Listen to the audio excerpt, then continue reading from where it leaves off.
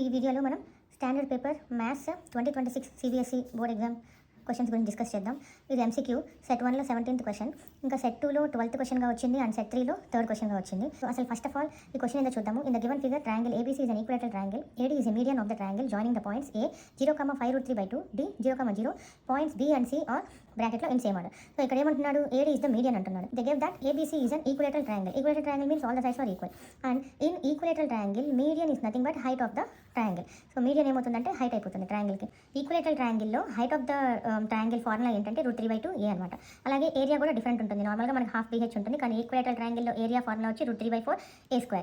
Now height is √3/2A only in equilateral triangle. Height is nothing but ADను మనకి formula ఏంటి, √(x2 - x1) హోల్² plus y2 - y1 హోల్².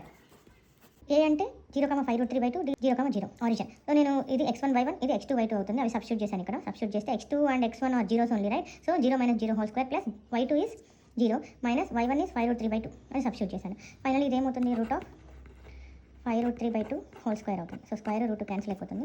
నాకు 5√3/2 వచ్చింది. ఏమొచ్చింది, ఇది AD is nothing but height, right? కానీ మనకి already height is √3/2A. So ఈ రెండింటిని ఈక్వల్ చేసుకుందాం. 5√3/2 is equal to √3/2A. √3 2 cancel అయిపోతాయి. So A is equal to 5 వచ్చింది. So A is equal to 5 అయితే మనకి all the 3 sides are equal in equilateral triangle. ఇది A అయితే ఇది A అవుతుంది అండ్ ఇది కూడా A అవుతుంది. ఇప్పుడు A ఈజ్ ఈక్వల్ టు 5 వచ్చింది నాకు. ఈ మొత్తం డిస్టెన్స్ 5. AD అనేది మీడియన్. సో మీడియన్ ఏం చేస్తుంది, BCని బైసెక్ట్ చేస్తుంది. సో ఇది half of BD is A/2, BC also A/2. So నాకు ఈ వాల్యూ ఎంత, ఇప్పుడు A/2 అంటే నాకు A 5 వచ్చింది కాబట్టి 5/2, ఇక్కడ 5/2. కానీ ఇక్కడ మీరు అబ్జర్వ్ చేస్తే ఇది ఆరిజిన్. ఇదేమవుతుంది, మైనస్ నెగిటివ్ ఇంటీజర్ అవుతుంది. సో -5, ఇది x యాక్సిస్ మీద ఉంది కాబట్టి 0, y యాక్సిస్ ఇస్ 0 అండ్ ఇది కూడా x యాక్సిస్ మీద ఉంది అండ్ పాజిటివ్ సైడ్ ఉంది కాబట్టి 5/2, 0. ఆప్షన్ ఏంటి, ఆన్సర్ B.